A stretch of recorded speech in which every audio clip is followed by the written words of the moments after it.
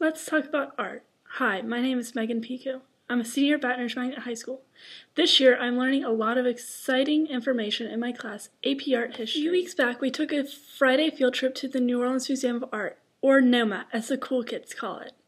It was an incredible experience, and we were told to pick a piece of art to analyze. In this vlog, I will focus on F2C2, form, function, content, and context, and a little bit of tradition and change. I chose the head with the double nose ring. Art historians credit this to the NOK culture. It is believed to be from the Jos Plateau in Nigeria, from anywhere around 900 BC to 200 BCE. This terracotta piece is believed to be a representation of a woman. I know all of this thanks to the Noma's convenient ID. In the mask, we see a lot of symmetry, which almost automatically pleases the eye. The nose is very broad and wide. The eyes are very large, as they take up a large portion of the face. The teeth are slanted, and they appear to be jagged almost.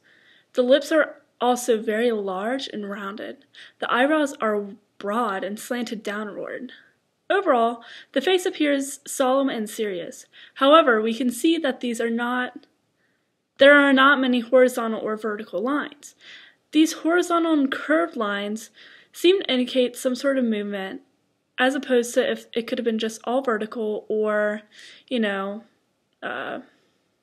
Now, if I had to guess, I would say that this mask most likely serves a social function. This head symbolizes the woman's role in the society. We know that they were loved for their life-giving capabilities, even though the men still dominated the society. The mask clearly displays gender roles in the society, but it also seems to honor women somewhat. We can guess that the mask contains what one may guess to be ideal standards of beauty. There are large lips, a broad nose, an extended forehead with very prominent brows. The hair in this hat-looking thing atop the head is very large in size, and there are two rough subcircular holes in front of the two spherical bun-like shapes. I'm referring to them as buns throughout the video because that's what they look like. I'm not really sure what they're supposed to be, but yeah. The double nose ring stands out and it is piercing the septum of the nose. The large eyes appear to be looking down, and the hair seems to cover the ears. The terracotta that the piece is made of gives the piece a very natural... There seems to be a theme of twos playing a key role in this piece. There are two buns, two nose rings, two holes cut into the head. The number 2 must symbolize something very important or ideal within the society. Maybe they believe that two halves make a whole. The way that the eyes appear to be looking down suggests that the woman is higher above someone else. The two round spheres in the head may imply great knowledge and wisdom of the women within the society.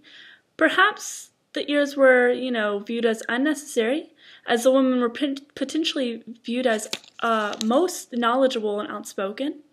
Overall, we can discern the importance of the woman in the society due to this mask. All the features it depicts truly gives the viewer an idea of ideal beauty in this society, and what could have been common for this time period in general as far as facial structures and stuff like that. To compare this to another work of art, let's look at the NOK figurehead we discussed earlier this year as an AP image set. This head and information on this head can also be found in the stock set Cawthorn Art History textbook. This head is from NOK, Nigeria from around 500 BC to 200 CE. It is also made from terracotta and is around the same height. However, this figurehead is speculated to represent a man. For starters, we totally see tradition within the triangular-shaped eyes with cut-hole pupils. The broad nose and the large lips are also here as well. It seems to have similar buns on top of the head as well, and the forehead also appears to be big and outstretched, which is, it stands out. It's very distinct. And his mouth is open, and we don't see any jagged teeth this time. It's like he doesn't have anything that we see. Rather than having 2 buns of potential wisdom, he has 3. So right whenever we thought 2 was a significant number, I guess 3 is more significant or better.